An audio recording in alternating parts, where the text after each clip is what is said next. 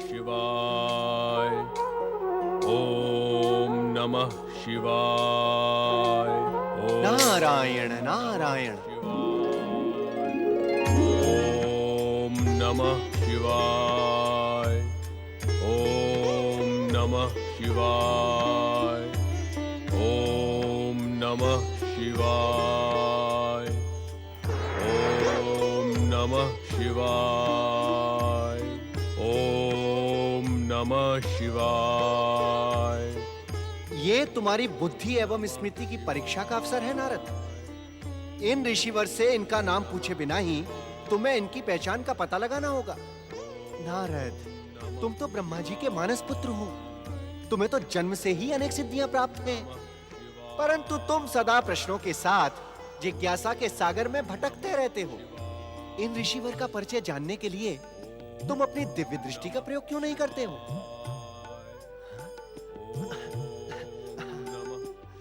नारायण नारायण। ओम नमः शिवाय। ओम नमः शिवाय। परम शिव भक्त जमदग्नि पुत्र राम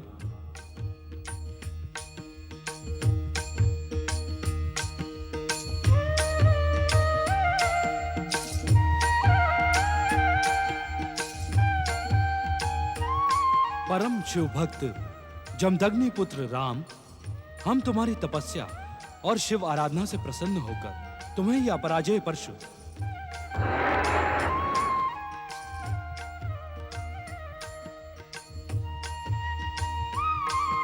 और अपना शिव धनुष प्रदान करते हैं।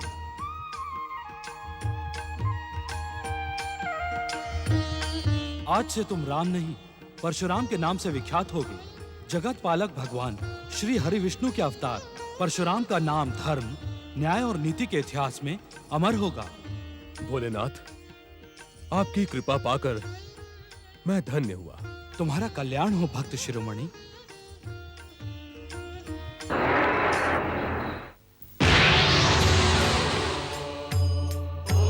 ओम नमः शिवाय।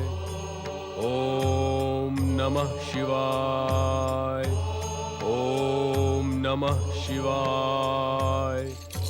ओम नमः शिवाय। नारायण नारायण।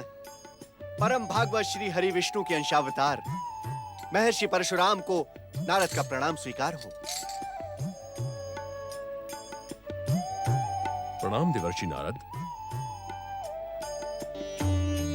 देवर्षि, धन्य भाग्य मेरे जो अनायास आपके दर्शन हुए। नारायण नारायण। ऋषिवर, मुझे आपकी महानता का और दिव्यता का भली भांति ज्ञान है। आप इस प्रकार प्रणाम करके मुझे लज्जित न करें, किंतु आपकी शिव भक्ति को देखकर इस समय मेरे मन में एक जिज्ञासा उठ खड़ी हुई है। देवर्षि, शिव आराधना को लेकर कैसी जिज्ञासा? नारायण नारायण।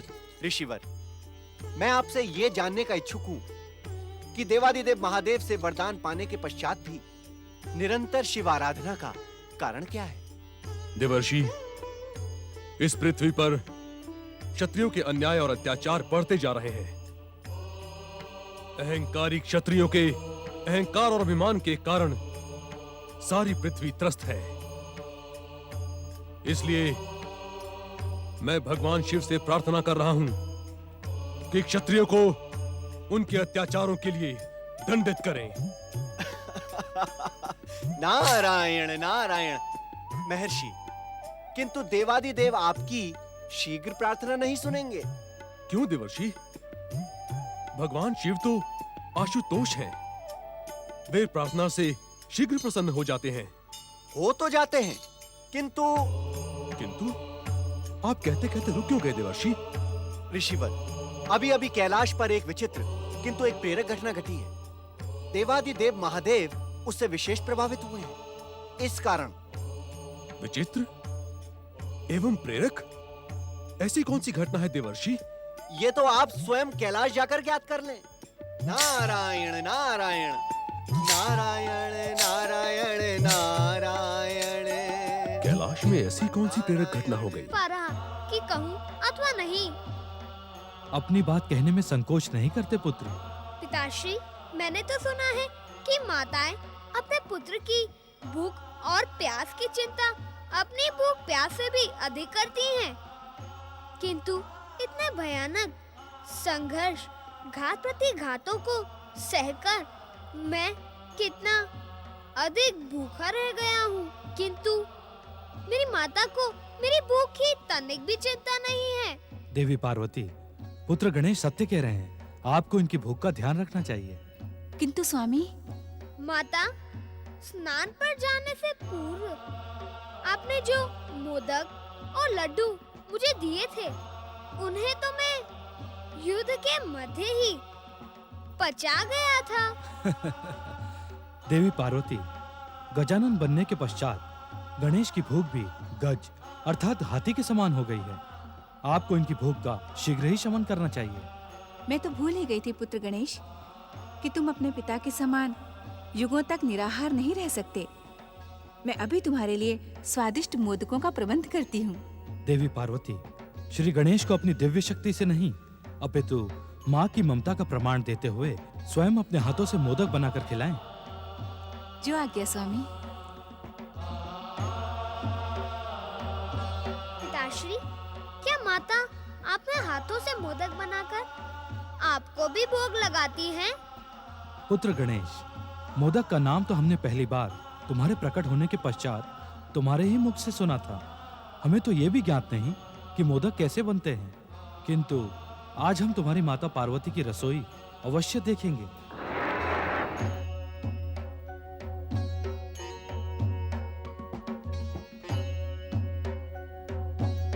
दिव्य शक्ति अथवा भानुमति के पिटारे से मोदक प्रकट करना तो ठीक है, और उनके मधुर स्वाद से मैं परिचित भी हूँ, किंतु जब पिताश्री मोदक का नाम पहली बार सुन रहे हैं, तो पता नहीं माता को स्वयं मोदक बनाना आता भी है या नहीं।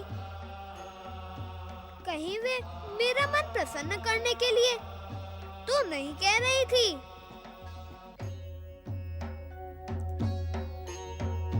किंतु माता असत्य क्यों कहेंगी? मोदक आने तक मुझे प्रतीक्षा करनी पड़ेगी।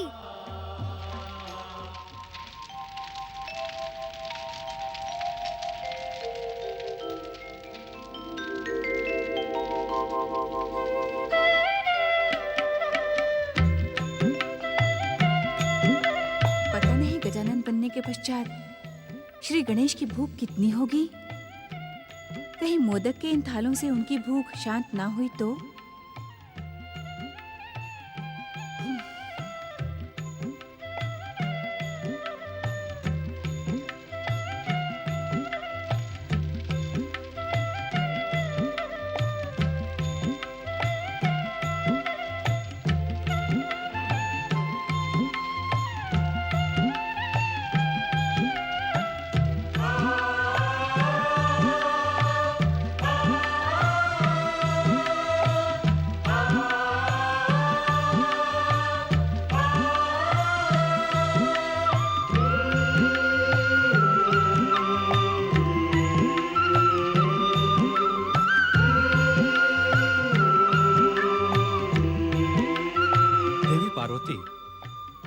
तुमने आज तक हमें तो मोदक खिलाए नहीं। पति और पुत्र के बीच इतना पक्षपात क्यों? स्वामी, देवी पार्वती, मेरे परिहास को आप अन्यथा ना लें। पुत्र के प्रति स्नेह में ही पति का सम्मान और प्रेम छुपा रहता है। किंतु क्या स्वामी? सुमुखी शक्ति स्वरूपा देवी पार्वती, तुमने हमें बताए बिना ही अपने पुत्र की रचना कैसे कर ली? यदि तुम बता देती तो ये सारा कांड होता ही नहीं। मुझे बताने का अवसर ही कहाँ मिला स्वामी। मैंने तो स्नान अनुष्ठान के पश्चात श्री महागणेश के पूजन का संकल्प किया था। अपने संकल्प की पूर्ति से पूर्व मैं आपको अवश्य बता देती, किंतु आपने मेरे बताने से पूर्व ही श्री गणेश पर त्रिशूल से प्रहार कर दिया। वो हमारी भूल थी देवी पार्वती। योग और वैराग्य को धारण करने वाले शिव में क्रोध की उत्पत्ति न जाने कैसे हो गई। स्वामी, स्वयं आपने ही तो कहा था कि ये सारी घटनाएं परम देव श्री महागणेश की इच्छा एवं संकेत से हुई हैं। तो भूल का प्रश्न ही कहाँ उठता है। जो हुआ वो तो होना ही था। सत्य तो ये है स्वामी कि जन्म जन्मांतरों से मैं श्री महागणेश के इसी रूप की माता बनने की कामना कर रही थी। श्री महागणेश का गजानन स्वरूप मुझे सबसे प्रिय है। अर्थात परम देव श्री महागणेश के साथ शक्ति स्वरूपा देवी पार्वती की इच्छा और लीला भी सक्रिय थी। देवी पार्वती श्री गणेश को श्री महागणेश नहीं नहीं स्वामी, वास्तव में ये लीला परम देव श्री महागणेश की ही है, जिसमें हम सभी पात्र बन गए। अर्थात श्री गणेश के गजानन बनने के कारण आपकी जन्म जन्मांतरों की कामना पूर्ण हुई। आपने जो इच्छा की वो मिल गई।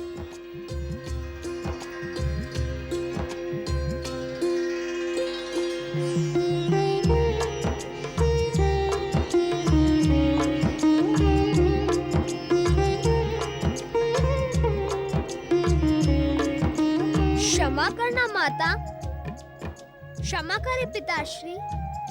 अब मेरा धैर्य समाप्त होता जा रहा है।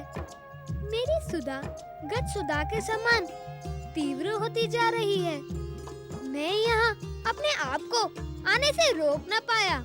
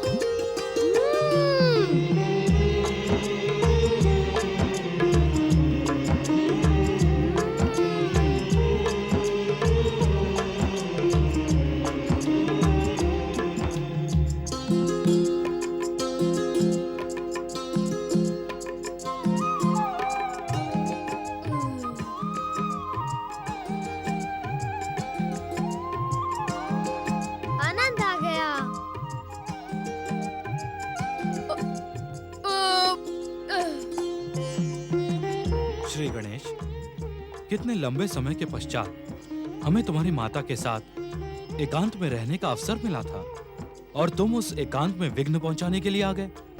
क्या तुम अपनी भूख पर कुछ समय के लिए नियंत्रण नहीं रख सकते थे? क्षमा कर दे पिताश्री, मैं अपनी भूख पर नियंत्रण नहीं रख सकता।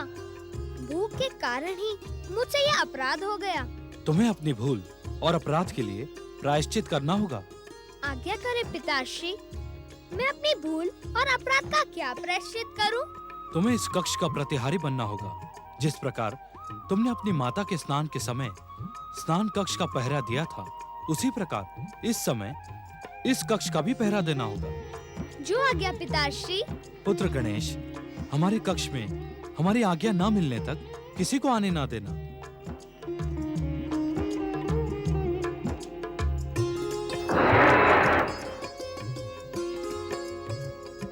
ये लो पुत्र, हमारा त्रिशूल धारण करो।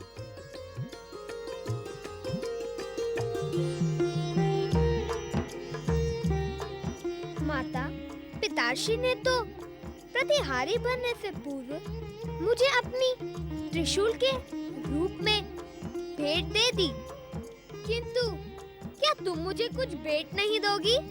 कैसी भेंट श्री गणेश?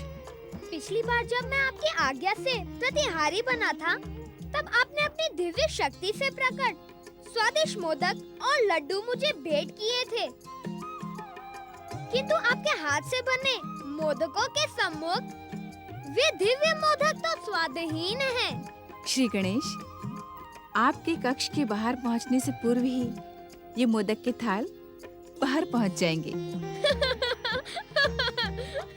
सत्य माता।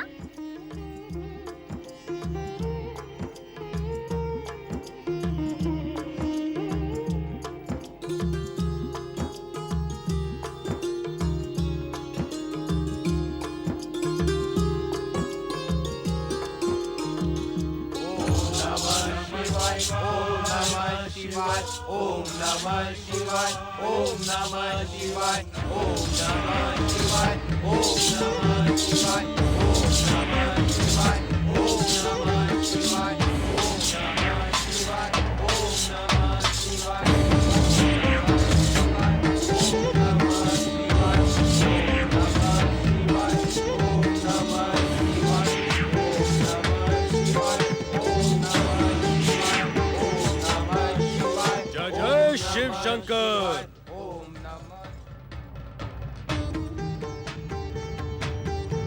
हमारे आराध्य भगवान शिव कहाँ हैं?